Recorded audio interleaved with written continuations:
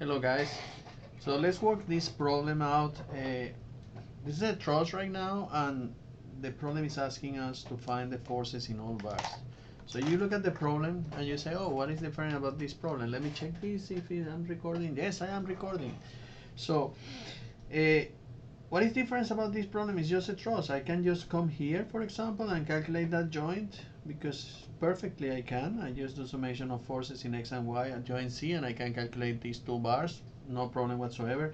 Oh, look at that. This is externally is perfect. This is By, and then I have here Ey, and this is 0, Ex, because there's no horizontal force. I can calculate the reactions. Everything looks beautiful until I realize that if I go to this joint, I have 1, 2, 3 unknowns. If I go to this joint, I will have, on top of the reactions, of course, 1, 2, 3 unknowns, 1, 2, 3 unknowns. If I try to make a section, I will be cutting 4 unknown bars. And why this is happening to me? Oh, this is happening to you because you didn't check if the structure is statically determinate or indeterminate from the beginning. So the first thing that you have to do is verify that. And remember, we have a formula, which is basically the number of reactions plus the number of bars has to be equal to 2 times the number of joints in order to be statically determinate. What is this? Well, every joint is going, if you are in 2D in a truss, is going to provide us with two equations, summation of forces in X and summation of forces in Y. So this part will be the number of equations. And what is the number of total unknowns? Is the total of external reactions plus 1 force per bar, tension or compression. So basically that's what it comes from. Reactions, 1, 2, 3, and external reactions. You have to count Ex even though you can calculate it. So 1, 2, 3, external reactions, how many bars? 1, 2, 3, 4, 5, 6, 7, 8. 1, 2, 3, 4, 5, 6, 7, 8 bars. So 3 plus 8 will be our unknowns. And the number of possible equations are 1, 2, 3, 4, 5. 2 times 5, which is 10. 11 is greater than 10, meaning this is a statically indeterminate of first degree. So how to proceed from here?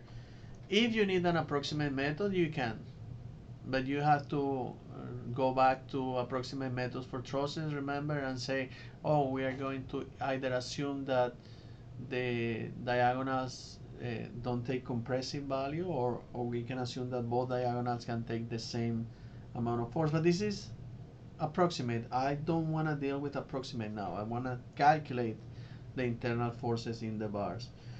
So what do? We can use the method of the superposition or method of the forces for that. So the first step, as always, is not calculating the reactions. You always say that. The first step, as always, is just selecting a redundant.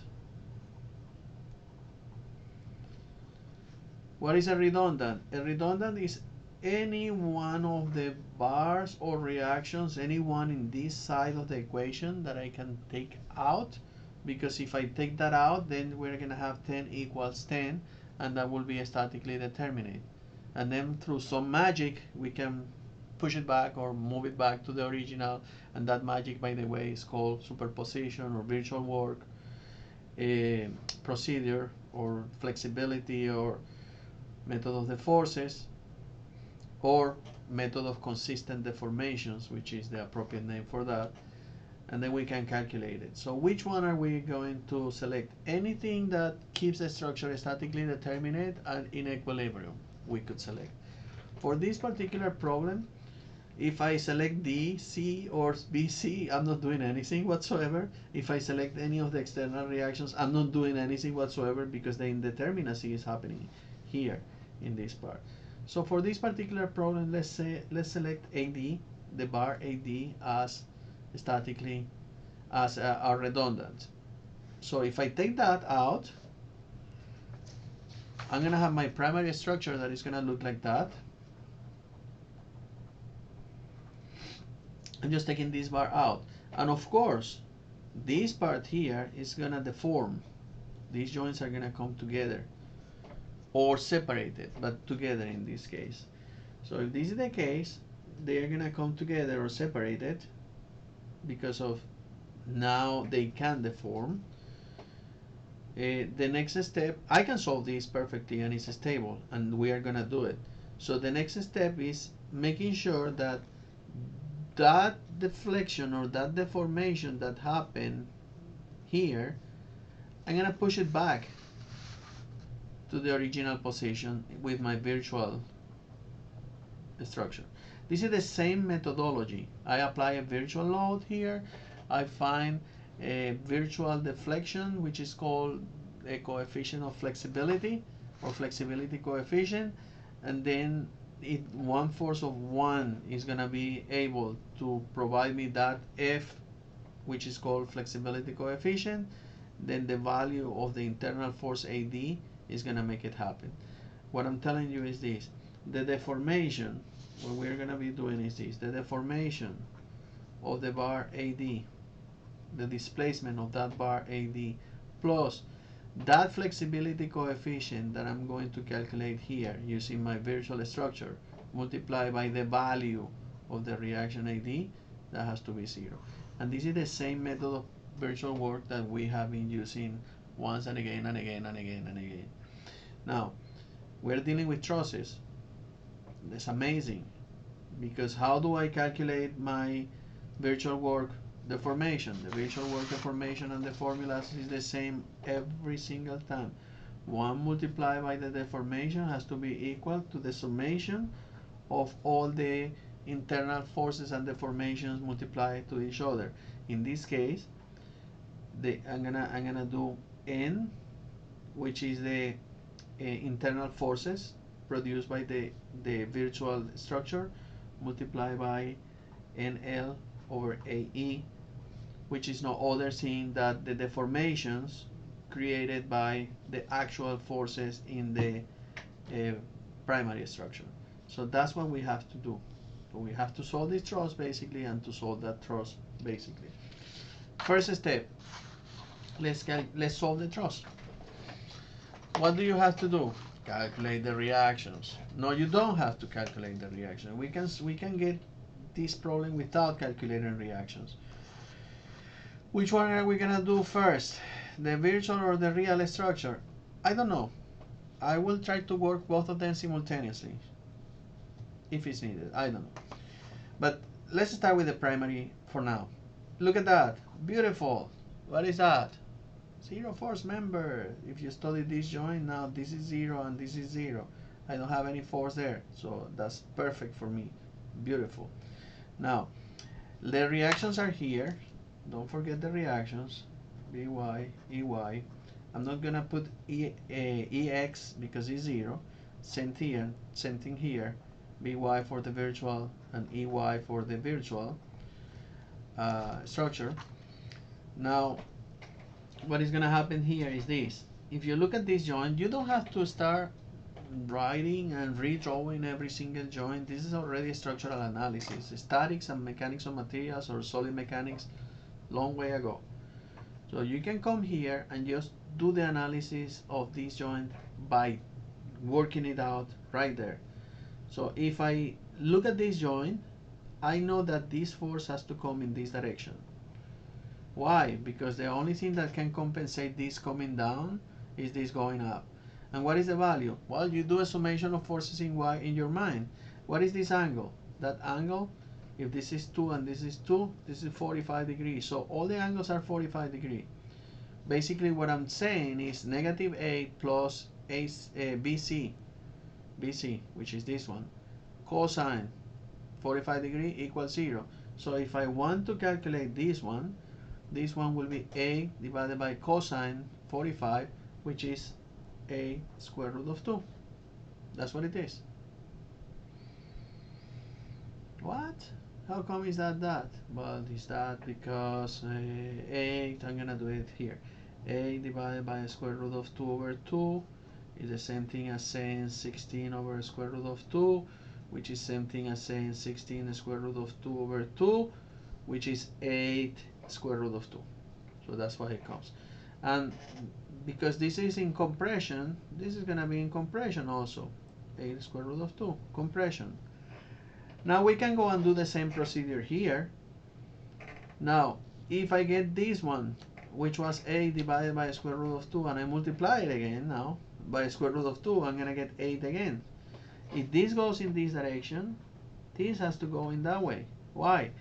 Because the horizontal component of this has to be absorbed by this one. And this value should be 8.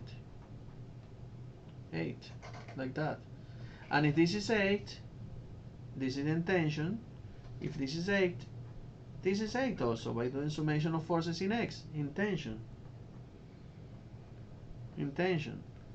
And now look at this thing here.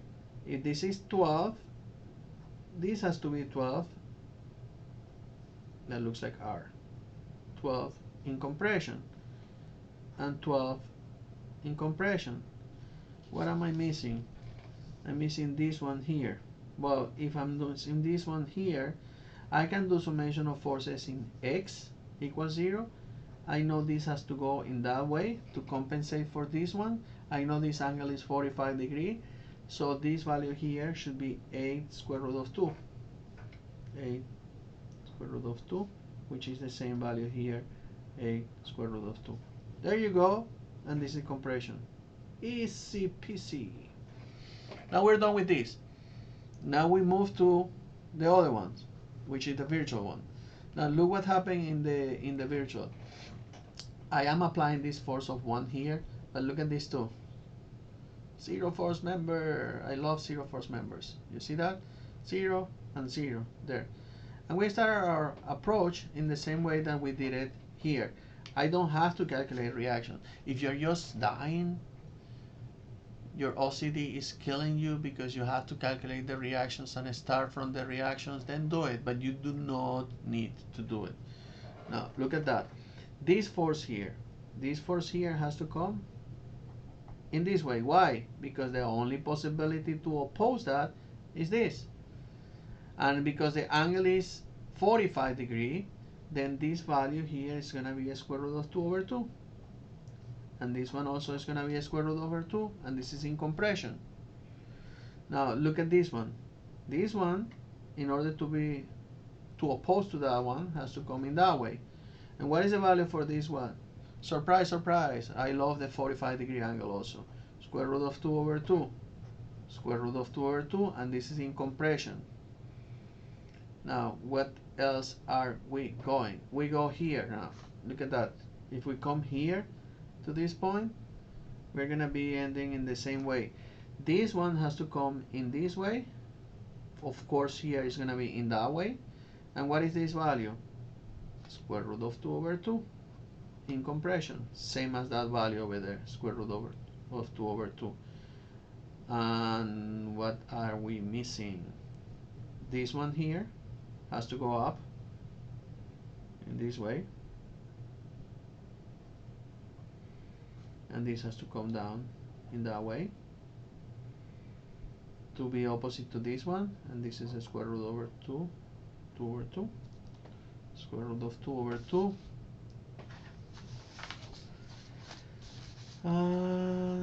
We're almost there, and we need to do this one because of symmetry. But if you don't feel comfortable working with the symmetry here, then do all your summation of forces in X and Y here. But I know this one here is going to be 1, and this one here is going to be 1 in tension. And basically we are done with our virtual structure. What is the next step? Well, remember, the next step is calculating the deformation here. That's the first step. So let's calculate that deformation. 1 times that deformation is going to be the summation of NN, meaning virtual real or primary, divided by AEL. AE, I didn't mention it, but AE is constant. I love when AE is constant also.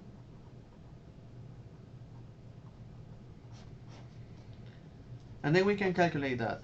Okay, let's see what do we have. Remember, this is 0, I don't need those. These are 0, I don't need those. So if I don't need these two and I don't need these two, basically the only thing that I have, and this is also 0 for this part, is 1, 2, 3. That's it, nothing else. So it's going to be 1 divided by AE because it's constant. And the other thing is the diagonals. These diagonals, the length of the diagonal, because I'm going to need the length here. And you can fill the table that we did before, but this is so short that I don't need really a table to work. So the length of the diagonal is a square root of 2 squared plus 2 squared, which is 2 square root of 2. That's the length of the diagonal. Okay, so let's work this out. First, let's start with this bar. This is gonna be 8. I should put the small n, but it doesn't matter. I have them in this order, so I'm gonna do it like that. It's gonna be 8 tension times negative square root of 2 over 2 times the length, which is 2. That's the first one. Plus, now I'm going to have this one. This one is compression, so it's going to be negative 12. Negative 12 because it's compression multiplied by tension square root of 2 over 2 multiplied by the length, which is also 2, plus, now I'm gonna go with this one just for the sake of your following this one here corresponds to the bars ED, and this one here is the big N, and this is the small n. This is the big N, this is the small n.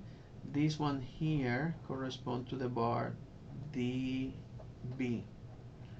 And now we're gonna go the last one, which is the inclined member. This inclined member is the last one that we have, and this inclined member will be square root of 2 over 2 negative because it's compression. I'm gonna put it here, negative 8 square root of 2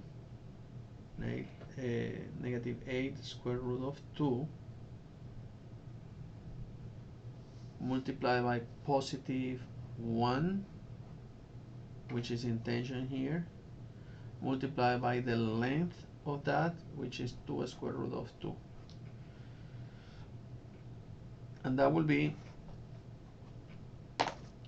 all the bars involved into that deformation. Once again, this is big N, this is a small n, and this whole member corresponds to EC.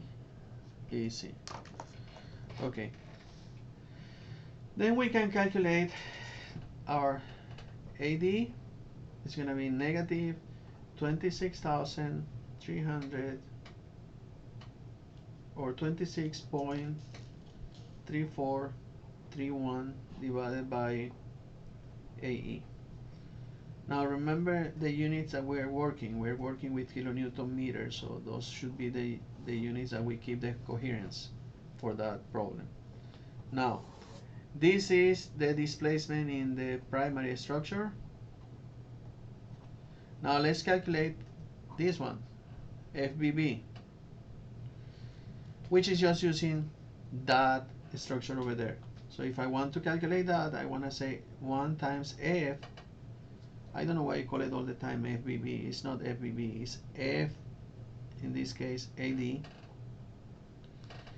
And that's going to be the summation of N times N is the same one, or N squared you can say, times L divided by AE, which is constant.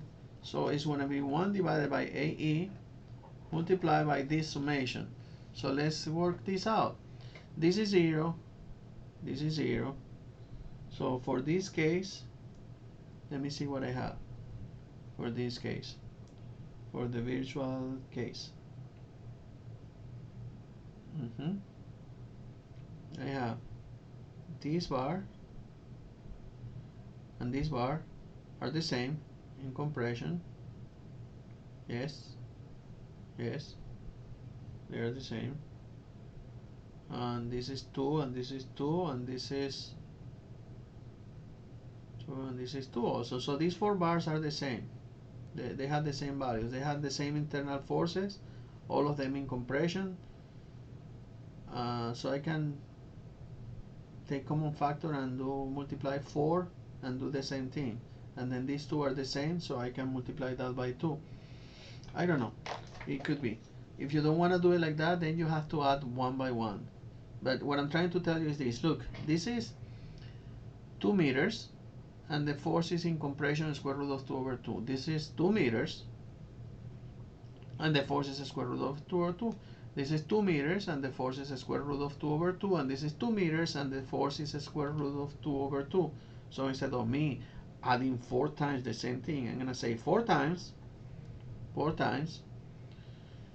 square root of 2 over 2, which I know it has to be negative, but I could care less about that because it's a square.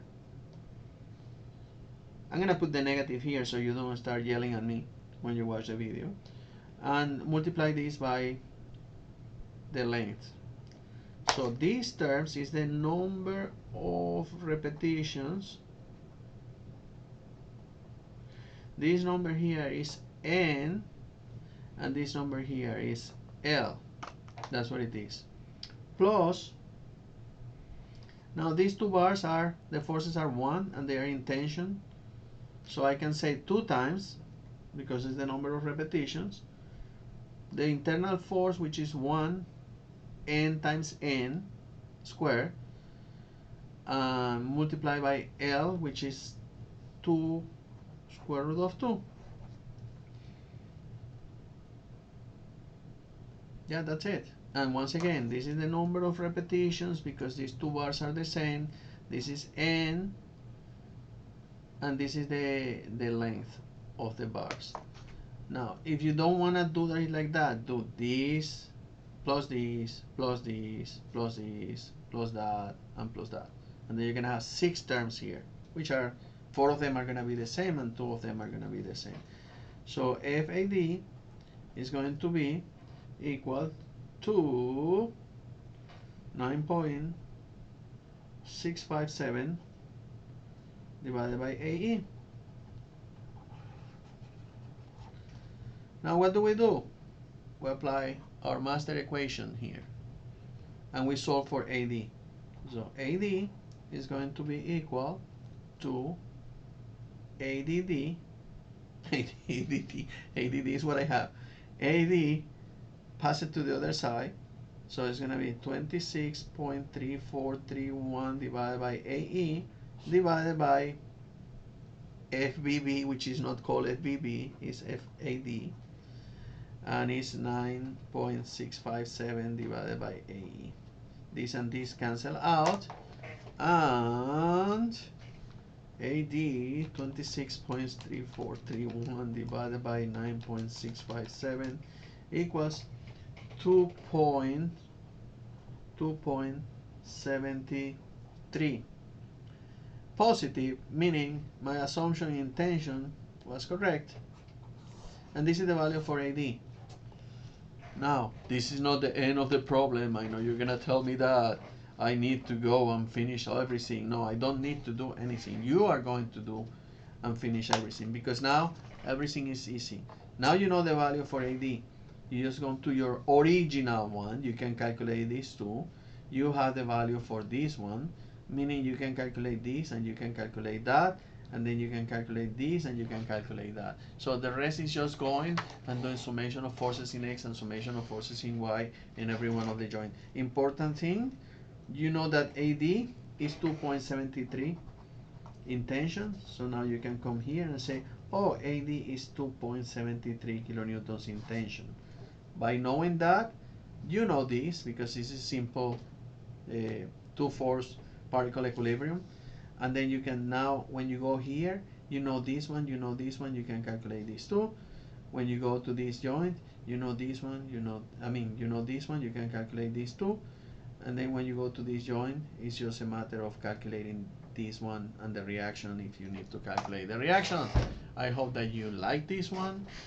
All the problems in trusses are basically the same thing. Sometimes the redundancy or the indeterminacy is external indeterminacy. Well, then if it's external indeterminacy, you do the same procedure and eliminate one of the reactions. That's what you do. See you next video, guys. Keep watching. And I don't know what to tell you. Give me 100 in the exam, and let me know when you get 100. By the way.